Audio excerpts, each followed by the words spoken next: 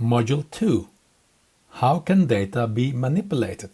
Preparing the data to create a vector map on GDP per capita in current dollars PPP changes. Download first the countries layer. This is an ISRI shapefile with WGS84 datum and the ETF8 encoding system, available for downloading on the Natural Earth Data website.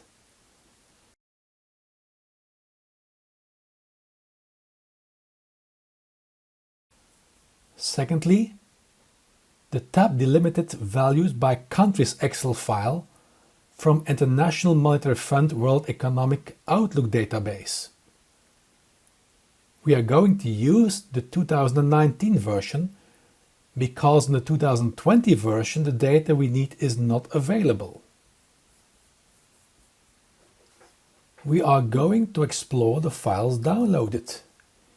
The Excel file downloaded needs to be kept as a safe copy in order not to make changes to the ETF8 encoding system.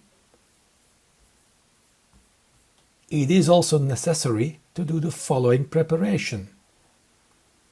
First, to choose the necessary fields for gross domestic product per capita, purchasing power parity, PPP, in current international dollars by filtering and selecting the WIO subject code PPPPC, gross domestic product per capita, current prices, expressed in purchasing power parity, international dollars.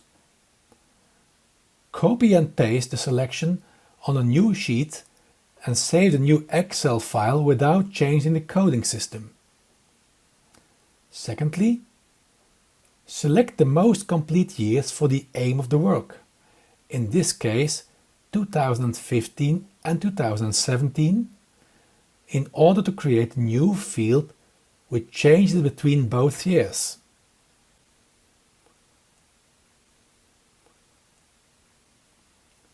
Finally, the first record with the field names, avoiding the same names twice.